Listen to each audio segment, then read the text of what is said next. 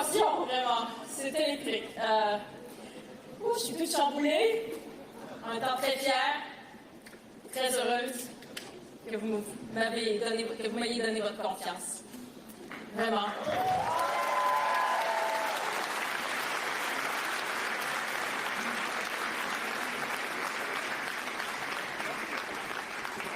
C'est le début de quelque chose de grand. Oui, mes amis, en fait, mes collègues, c'est le printemps. C'est le printemps. Le printemps, c'est un moment de renouveau. Le moment où on se dégourdit. Et le moment où on se prépare pour les beaux jours. C'est le moment où on ouvre les fenêtres. On laisse entrer l'air frais. C'est le moment où on décide que les choses vont changer. Aujourd'hui, les membres de notre coalition, les Québécois, vous avez ouvert les fenêtres.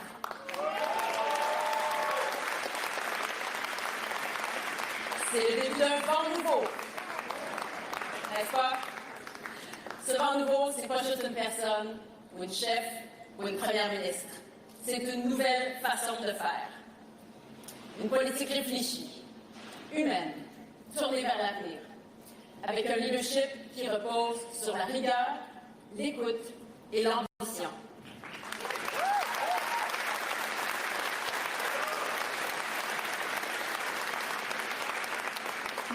Aujourd'hui, on passe à une nouvelle étape.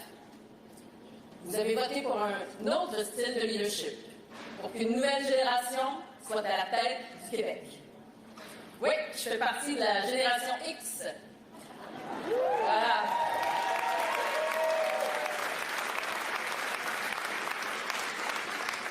La génération X, on a grandi dans une période trouble au Québec. Les référendums perdus, les échecs de négociations avec le Canada, les récessions, le chômage, particulièrement élevé chez les jeunes. Ça, c'est une réalité qui nous a forgés.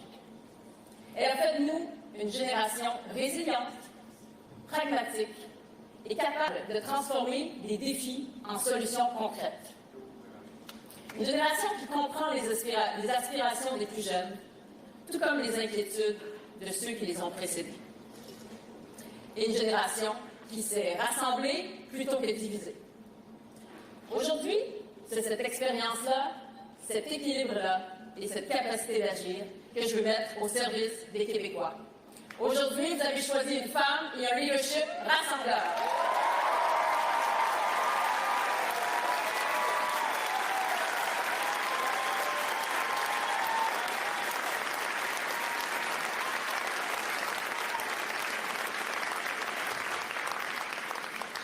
Chers militants, chers collègues, chers Québécoises et Québécois, aujourd'hui, c'est peut-être la fin de la course à la chefferie, mais c'est surtout le moment d'écrire un nouveau chapitre.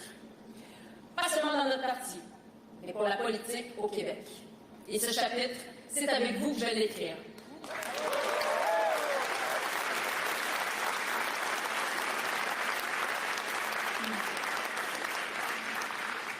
Je prends le moment pour dire merci aux centaines de bénévoles qui ont œuvré aux deux campagnes, et à ma campagne particulièrement depuis le premier jour.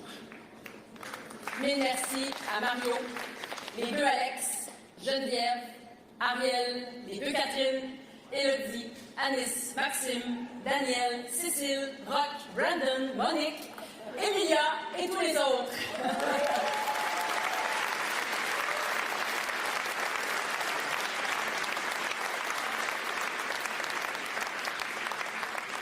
Sincèrement, je suis vraiment impressionnée de voir à quel point vous vous êtes investis sans relâche dans cette aventure. Un merci hors catégorie aussi. Un merci hors catégorie à mon conjoint. Vraiment. À mon conjoint qui m'a soutenu. À mon conjoint qui m'a soutenu et qui s'est engagé dans cette course comme jamais je ne l'aurais imaginé. Sache, Guy, que tu me permets d'apprendre à quel point l'amour et la complicité peuvent être profonds. Merci.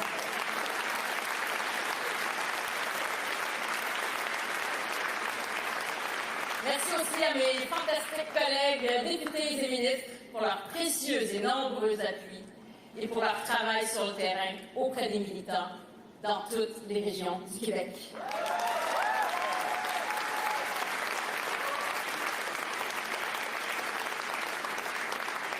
Je veux aussi prendre un moment pour m'adresser à Bernard.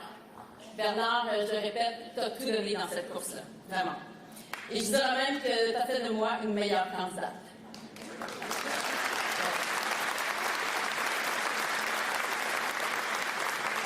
Et je dois dire que tes qualités de communicateur, ta capacité à rejoindre les gens, à expliquer, puis à mobiliser, elles vont être fort utiles pour la suite des choses. On va avoir besoin de toi, Bernard.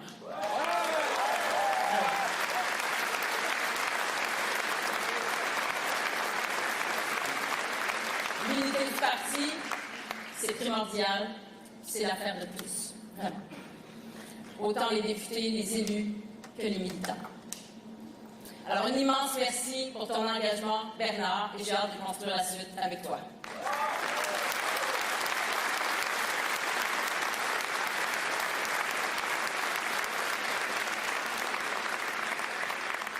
Je veux aussi prendre un moment pour remercier chaleureusement M. François Legault. Oui.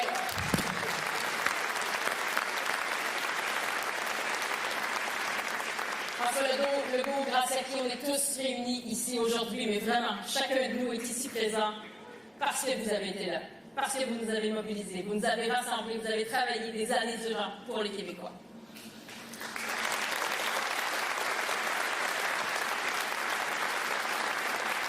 Je veux vous remercier pour votre engagement sans faille envers le Québec.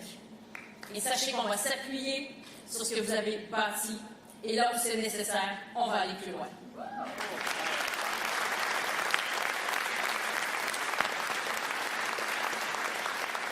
Et je veux vous citer ici, parce que ce que vous avez dit il y a quelques jours, c'est très riche en apprentissage. Chaque personne ici a la responsabilité de donner de l'espoir. Donner de l'espoir aux prochaines générations. Croire en l'avenir, croire en l'humain, croire en nous. Mille merci.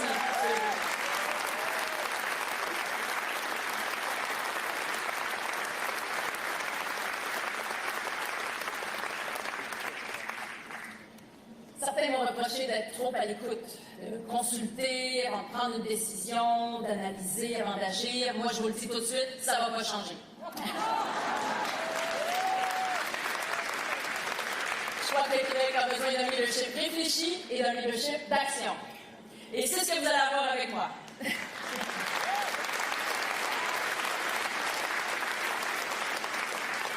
Aujourd'hui, on célèbre le fruit de milliers de discussions que j'ai eues sur le terrain, partout au Québec. On donne suite à une tournée des régions où j'ai pu entendre vos priorités, où j'ai pu écouter vos préoccupations. Aujourd'hui, en fait, on ne gagne pas seulement une course, on lance un grand chantier. On se met au travail et, mes amis, on a du pain sur la planche.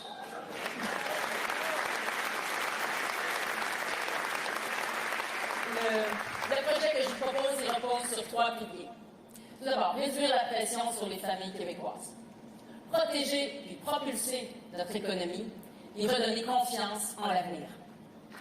On va se dire franchement, la vie, elle est exigeante en ce moment. Mais les Québécois, je le sais, vous êtes solides. Et vous méritez que le gouvernement vous facilite la vie. Je veux donc agir maintenant. Et là, je m'adresse particulièrement aux familles, aux travailleurs, aux aînés et aux jeunes qui bâtissent leur avenir. Je sais à quel point vous travaillez fort et je veux vous le dire clairement, à la CAQ, on vous voit et on vous entend. Et sachez qu'on va être là pour vous.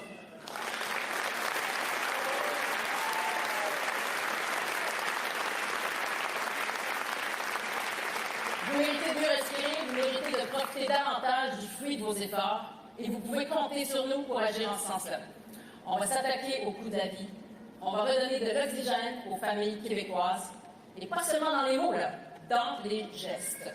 Et alléger la pression, ça veut dire notamment qu'on va vous simplifier la vie.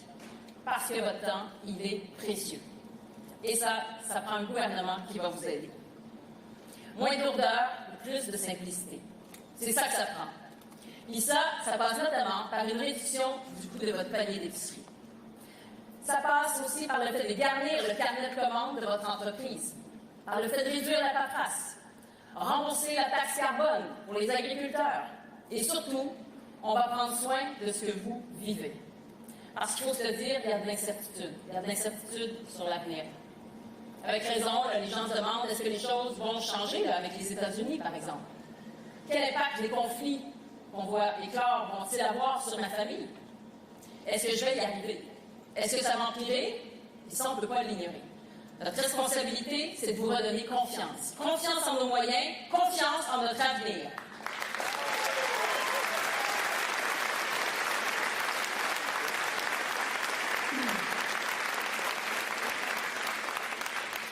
C'est important de créer de la richesse. Créer de la richesse au Québec, ça nous permet d'investir dans nos services, notamment en santé et en éducation, en ville comme en région. Et Québec, ça c'est clair, on a tout pour réussir, mais ça prend de l'ambition. Et oui, ça se traduit par des investissements en énergie, par exemple, via Hydro-Québec, sur la Côte-Nord, en Gaspésie, au Bas-Saint-Laurent. Ça se traduit aussi par l'exploitation ou la transformation du bois au Saguenay-Lac-Saint-Jean, en Mauricie ou en Outaouais.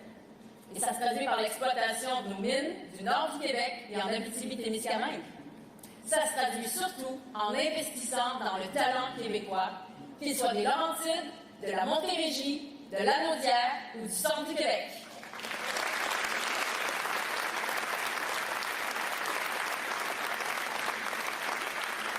Mais c'est pas tout, hein? Il va falloir aussi propulser notre économie, exploiter nos ressources intelligemment, innover, soutenir les entreprises québécoises, surtout les PME. Il faut le faire dans des secteurs clés du Québec, comme l'agriculture, les technologies, la culture. Et je vous le dis, mes amis, j'ai de l'ambition pour le Québec et vous pouvez compter sur moi pour développer notre richesse.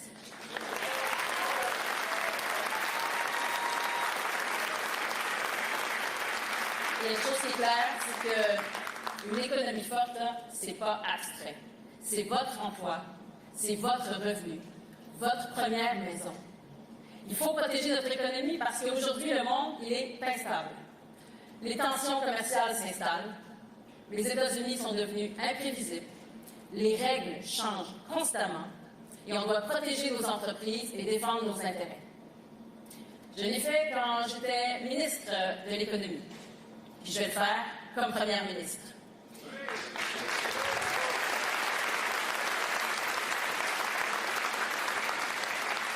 S'il faut créer de nouveaux partenariats avec Ottawa et avec l'Europe, je vais le faire. S'il faut que j'aille moi-même défendre les intérêts du Québec à Washington ou à Mexico, je vais le faire.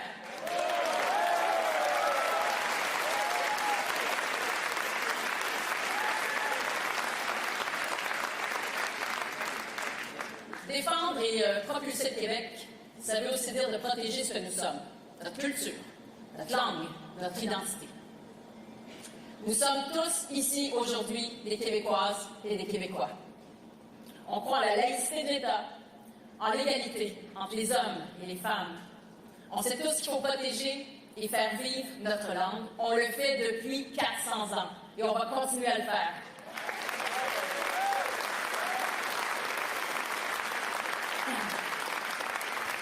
C'est d'ailleurs pour ça que j'ai annoncé que j'allais étendre la Charte de la langue française à la formation générale aux adultes et à la formation professionnelle également. Comme ça, on va pouvoir diplômer en français 10 000 personnes de plus à chaque année. Et je vais continuer d'utiliser tous les moyens, tous les outils nécessaires pour défendre ce que nous sommes.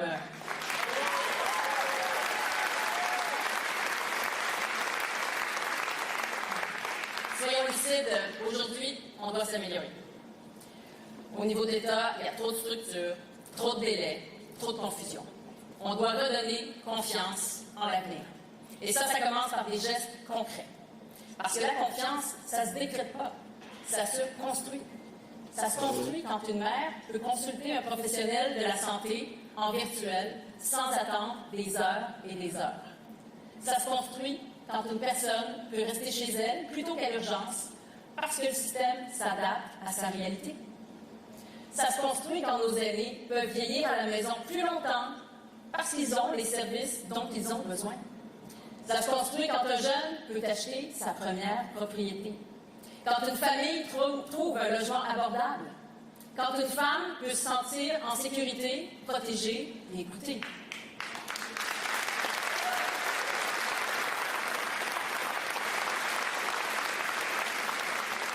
Ça se construit aussi quand on donne les moyens aux enseignants de former la prochaine génération. Et ça se construit aussi quand on soutient nos régions, nos agriculteurs, nos entrepreneurs pour que les Québécois puissent réussir ici, chez nous.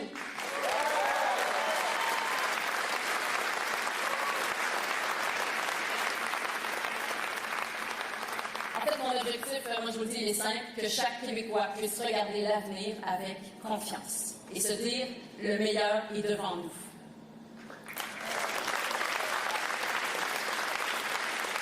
Et dans un monde instable, ce dont les Québécois ont besoin, c'est certainement pas de plus de division. Pourtant, avec le Parti québécois et le Parti libéral, c'est encore les oui contre les non, les vieilles chicanes constitutionnelles.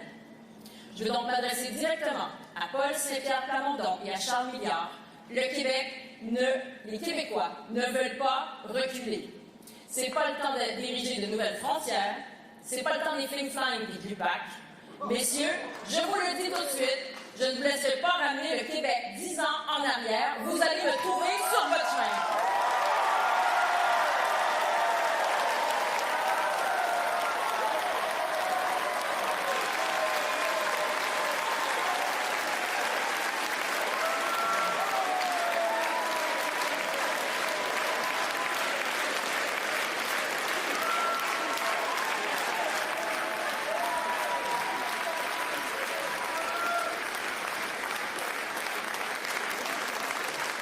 Le changement que je vous propose, c'est un changement important. C'est un changement de style, le mien. Je serai à l'écoute et vous pouvez compter sur moi. Je vais agir avec rigueur et avec humanité. Parce que vos problèmes sont aussi mes problèmes. Et je vais livrer des résultats. Mes amis, aujourd'hui, on a choisi le printemps. On a choisi une nouvelle ère, une ère responsable, plus efficace, et ensemble, on va protéger notre monde, propulser notre économie et vous redonner confiance en l'avenir. Et cet avenir, c'est avec vous que je veux le bâtir. Alors, au travail!